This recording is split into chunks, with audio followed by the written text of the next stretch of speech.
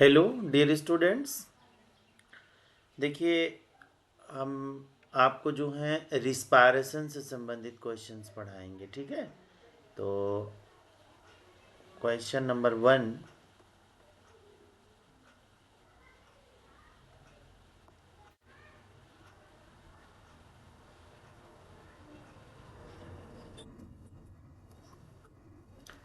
ये देखिए question number 1। जो क्वेश्चन पूछा गया है, आक्सी तथा अनाक्सी श्वसन में अंतर। ठीक है, देखिए इसको आप देखिए ध्यान से, क्या पूछा गया है इसमें। आक्सी तथा अनाक्सी श्वसन में अंतर। ठीक है, एनाक्सी, ये श्वसन देखिए इसमें ऐसे लिखा है, इसको आप देख लीजिए, श्वसन। ठीक है, ये गलत लिखा हुआ है, इसको काट दीजिए। आक्सी तथा अनाक्सी श्वसन में अंतर। ठीक है, अनाक्सी श्वसन में अंतर बताइए। ठीक है, और ये किससे संबंधित क्वेश्चन है? रिस्पायरेशन। रिस्पायरेशन से संबंधित क्वेश्चन है। रिस्पायरेशन माने श्वसन, श्वसन। इससे भी क्वेश्चन पूछता है। ठीक है, इंपॉर्टेंट पॉइंट्स है, most important question, most important पढ़ लीजिएगा। ठीक है, इसको देखिए, हम आपको बता रहे हैं। देखिए आप, इसको इंग्लिश में बोलते हैं बेटा एरोबिक, एरोबिक रिस्पायरेशन और एनारोबिक रिस्पायरेशन, मतलब आक्सी श्वसन और अनाक्सी श्वसन में अंतर। ठीक है बेटा, इसको देखिए थोड़ा सा यहाँ पे, ये इसको यहाँ काट, अनाक्सी श्वसन जी, यहाँ पे भी देखिए श्वसन जो है,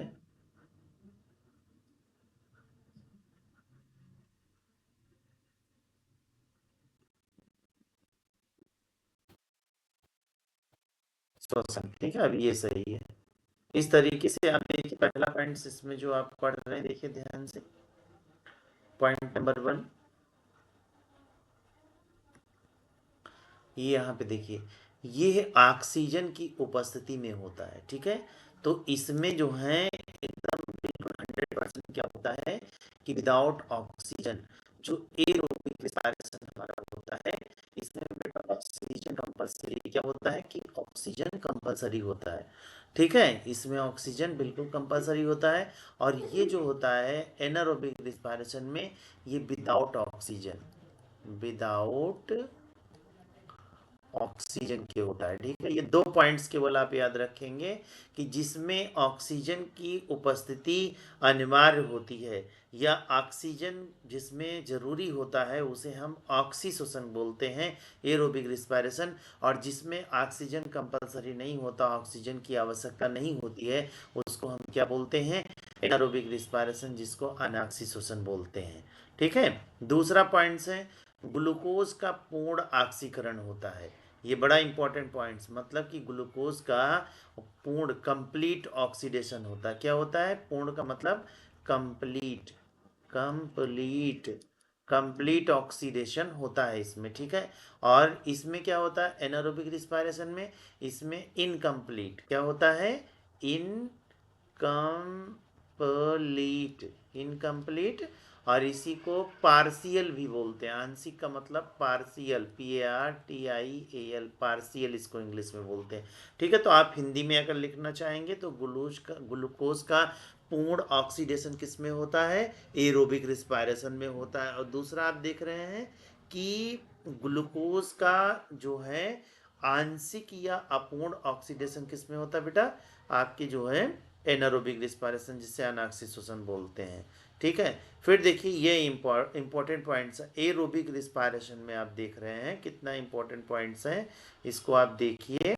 एरोबिक रिस्पायरेशन में देखिए ये पॉइंट्स आप यहाँ पे देखिए। एरोबिक रिस्पायरेशन में आप देख रहे हैं कि इसमें क्या हो रहा है?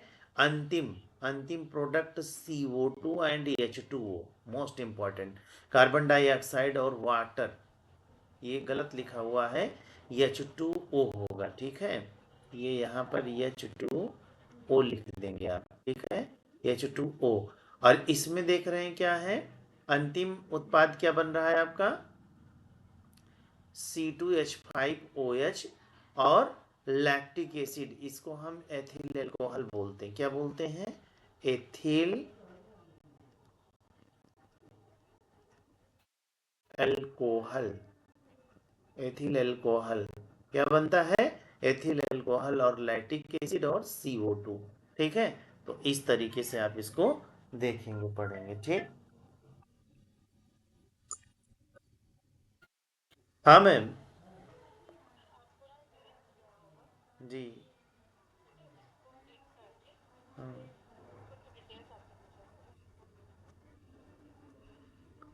अच्छा अच्छा, तो अभी 10 मिनट हम क्लास पढ़ा लें, उसके बाद करें मैम कि तुरंत करना? ठीक ठीक ठीक, okay ma'am, okay, thank you. उसके बाद देखिए बेटा, इसमें अंतिम उत्पाद आपने देखा, और एरोबिक रिस्पायरेशन में 36 से 38 ATP बनते हैं। वैसे मैं हमेशा जो है आंसर में 38 मिलेगा, लेकिन अगर 36 भी, अगर 38 नहीं दिया तो 36 सही होगा। और एनारोबिक रिस्पायरेशन में 2 ATP बनते हैं, ये भी आप देखिए। और उसके बाद आप देखिए यहाँ पे ये क्वेश्चन आप देखेंगे, ये देखिए, ये लास्ट पॉइंट आप यहाँ पे समझना है आपको, जो कि बहुत इंपॉर्टेंट पॉइंट्स हैं। ये देखिए, ये साइटोप्लाज्म में एरोबिक रिस्पायरेशन साइटोप्लाज्म तथा माइटोकांडिया में होता है। बहुत इंपॉर्टेंट पॉइंट्स है। साइटोप्लाज्म माइटोकांडिया आप जानते हैं। साइटोप्लाज्म क्या है हम अभी आपको दिखा दे रहे हैं यहाँ फिगर के थ्रू, आराम से आप जान जाएंगे। ये देखिए, बड़ा इंपॉर्टेंट है पॉइंट्स आप देख रहे हैं। ठीक है, यहाँ तो इस चीज़ को आपको देखना ज़रूरी है कि ये साइटोप्लाज्म और माइटोकॉन्ड्रिया, माइटोकॉन्ड्रिया आप जान ही रहे हैं। साइटोप्लाज्म देखिए, ये है आपका क्या है, इसको हम न्यूक्लियस बोलते हैं। और ये एरिया क्या है आपका? ये आपका साइटोप्लाज्म होता है, साइटोप्लाज्म होता है। और इसी साइटोप्लाज्म में, ये जो साइटोप्लाज्म का ये पूरा एरिया होता है, इसी में क्या होते हैं, सभी सेल ऑर्गेनेल्स जैसे mitochondria, Golgi body, endoplasm, reticulum सब पाए जाते हैं। तो जो एरोबिक रिस्पायरेशन होता है ये साइटोप्लाज्म माइटोकॉन्ड्रिया में होता है, और एनारोबिक रिस्पायरेशन केवल साइटोप्लाज्म में होता है। तो इतना आपको लिखना रहेगा। ठीक है, ये क्वेश्चन कंप्लीट।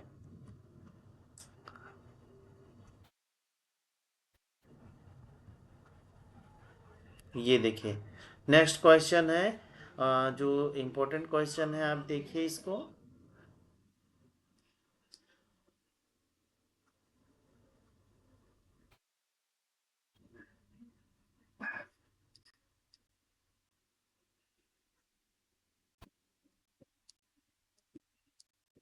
क्वेश्चन नंबर 3 देखिए, ध्यान से देखिए क्या पूछ रहा है।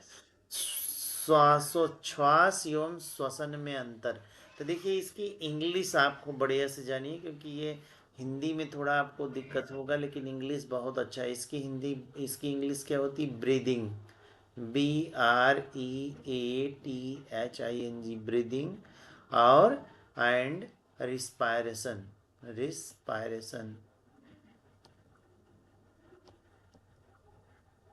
देखिए, ये कंप्यूटर इसी तरह लेता है, लेकिन आप इसको जानिएगा, ये श्वसन है, श्वसन। ये ध्यान से देखिए, श्वसन में अंतर पूछ रहा है। ठीक है, तो आप इसको समझिए, अंतर कैसे आप समझेंगे अभी आपको समझ में आएगा। देखिए, ब्रीदिंग और श्वसन रिस्पायरेशन में अंतर जो है, पहला पॉइंट देखिए, यह एक भौतिक ऑब्लिक यांत्रिक प्रक्रिया, मतलब क्या है, फिजिकल एंड क्या है, मैकेनिकल प्रोसेस है। और ये क्या होता है, रिस्पायरेशन क्या होता है, ये एक जैव रासायनिक प्रक्रिया है, बायोकेमिकल प्रोसेस है। ठीक है, ये दोनों आपको जानना होगा। ठीक है, दूसरा पॉइंट देखिए, इसमें है, ब्रीदिंग में इस प्रक्रिया में ऊर्जा उत्पन्न नहीं होती है। ठीक है, इसमें कोई ऊर्जा उत्पन्न नहीं होती है। और रिस्पायरेशन में इसमें भोजन के ऑक्सीकरण से ऊर्जा मुक्त होती है। इसीलिए जो है रिस्पायरेशन क्या होती है, कैटाबॉलिक प्रोसेस होती है। जो है इसमें क्या होता है, ये टूटती है, तो टूटने की क्रिया क्या होगी, कैटाबॉलिक प्रोसेस होती है। ठीक है, मेटाबॉलिज्म का एक प्रकार है एनाबॉलिज्म और कैटाबॉलिज्म। तो कैटाबॉलिज्म होता है। ठीक है, और ब्रीदिंग यह फेफड़ों में होता है, लंग्स में होता है। और रिस्पायरेशन क्या है, ये साइटोप्लाज्म। और ठीक है, इसको आप देखिए यहाँ पे, साइटोप्लाज्म, और ये आउटपुट जो लिखा हुआ है इसको आप हटा दीजिए। इसको बेटा क्या बोलते हैं, ये और लिखा हुआ है और।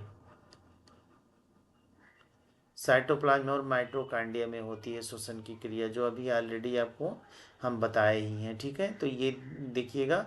और ब्रीदिंग का फेफड़ों में आप देख रहे हैं। उसके बाद देखिए इनमें ब्रीदिंग में केवल सांस लेना और छोड़ना शामिल होता है, मतलब कि इंस्पायरेशन और एक्सपायरेशन। जैसे हम क्या करते हैं कि केवल सांस को छोड़ते हैं और सांस को अंदर लेते हैं। लेकिन रिस्पायरेशन में ब्रीदिंग के बाद सेलुलर रिस्पायरेशन मतलब कोशिकीय श्वसन शामिल है। जैसे इसमें आप पढ़ेंगे, इसमें अगर आप हम आपको बताएं तो इसमें ग्लाइकोलिसिस हो गया, ग्लाइकोलिसिस। दूसरा हो गया क्रेब्स साइकिल।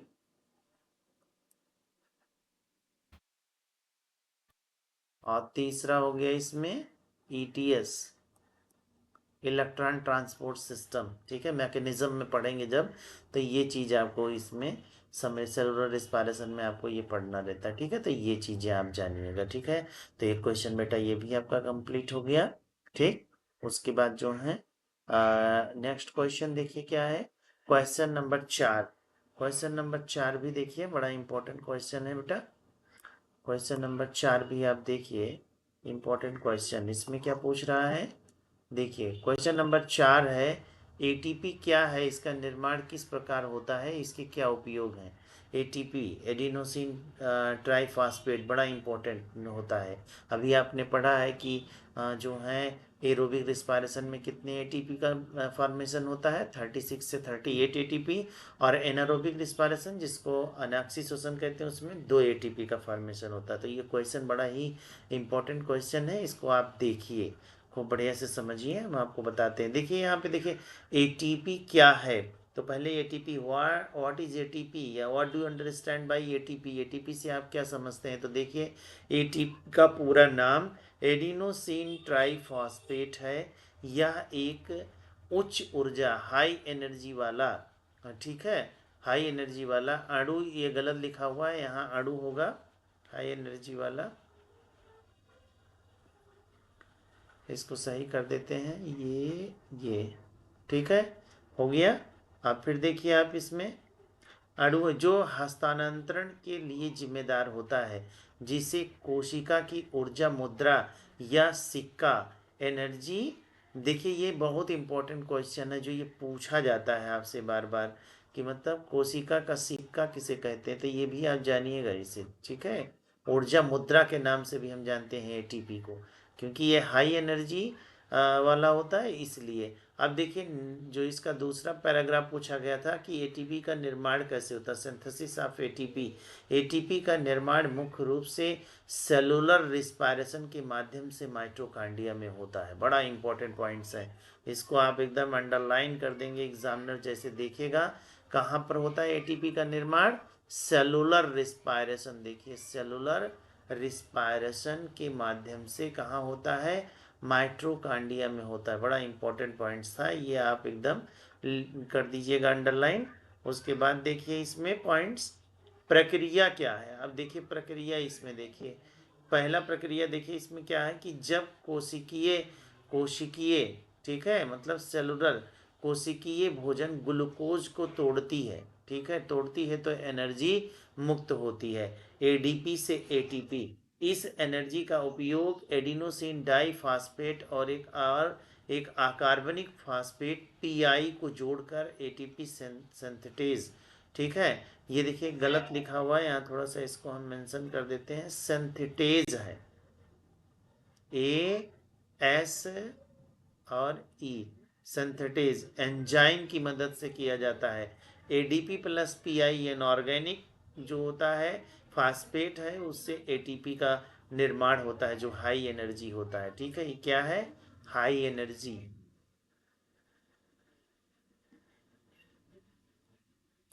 देखिए केवल आप इतना ही केवल बना दिए, अगर जैसे ये रिएक्शन ही केवल आप बना दिए, एडीपी से एटीपी लिख करके ये रिएक्शन लिख दिए, ADP plus pi inorganic phosphate pi से एटीपी हाई एनर्जी बन रहा है। तो आपको सिंथेटेज एंजाइम नहीं भी लिखते हैं तो कोई बहुत बड़ी बात नहीं है, आप हाई स्कूल में हैं तो बहुत अच्छा नंबर आपको तब भी मिलेगा।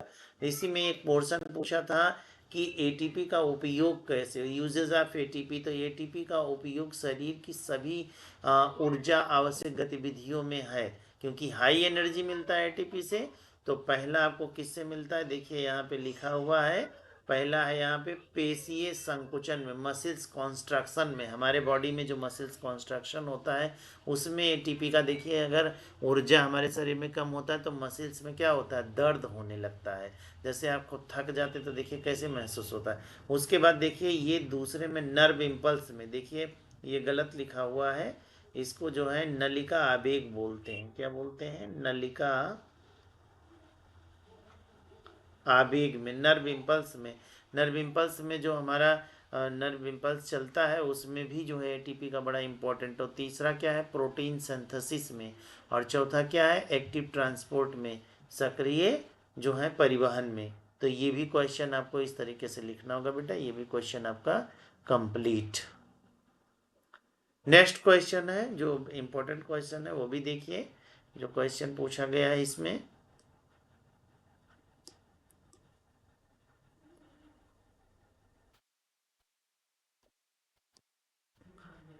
श्वसन तथा दहन में कोई चार अंतर बताइए। मोस्ट इंपॉर्टेंट, ये भी बहुत पूछा गया क्वेश्चन है। तो श्वसन और दहन में अंतर क्या है, रिस्पायरेशन और कंबशन में अंतर आपको देखना है। दहन में तो ये देखिए, इसको बढ़िया से आप समझिए इस चीज़ को। पहला है श्वसन, आप देख रहे हैं ये कोशिकाओं के भीतर होने वाली एक धीमी और नियंत्रित जैव रासायनिक प्रक्रिया, बिल्कुल आपको पता है। दहन क्या है, यह एक तेज, अकस्मात और अनियंत्रित भौतिक रासायनिक प्रक्रिया है। और श्वसन में क्या है, इसमें ऊर्जा एटीपी, एडिनोसिन ट्राइफॉस्फेट के रूप में संचित होती है। इसमें ऊर्जा उष्मा और प्रकाश के रूप में निकलती है। देखिए कोई चीज़ जलता है, जैसे लकड़ी जल रहा है तो क्या है, उसमें ऊर्जा निकल रहा है, उसमें प्रकाश निकल रहा है, तो ये दहन होता है। ठीक है, उसके बाद श्वसन में और एक पॉइंट देखिए, इसमें यह केवल जीवित कोशिकाओं में होती है और इसके लिए एंजाइम की आवश्यकता होती है, जैसे अभी हमने आपको बताया है इसके पहले। और ये जो होती है निर्जीव पदार्थों ईंधन में होती है और इसके लिए एंजाइम की आवश्यकता नहीं होती, क्योंकि लकड़ी को उठा के हम जला दिए, वो दहन उसमें भी हो गया, तो वहाँ कोई एंजाइम की ज़रूरत नहीं होती है। और रिस्पायरेशन में देखिए, इनमें चौथा पॉइंट, इनमें कोई ज्वाला या लपट नहीं बनती है और तापमान कम रहता है। देखिए हम लोग सांस ले रहे हैं ना, पेड़ पौधे श्वसन कर रहे हैं ना, उसमें कोई ज्वाला और लपट नहीं निकलती। लेकिन दहन में क्या होता है, अगर कोई लकड़ी जलती है तो उसमें क्या ज्वाला निकलती, लपटें निकलती हैं, और जो होते हैं वहाँ का टेम्परेचर क्या हो जाता है, बहुत गर्म हो जाता है। ठीक है, तो इस दोनों प्रक्रियाओं में श्वसन धीमी गति से ऑक्सीकरण करता है, जबकि दहन तीव्र गति से ऑक्सीकरण करता है। तो ये भी क्वेश्चन आपका कंप्लीट, और इसको पढ़ लीजिएगा, बहुत इंपॉर्टेंट क्वेश्चन है। फिर हम आपको नेक्स्ट वीडियो में मिलेंगे।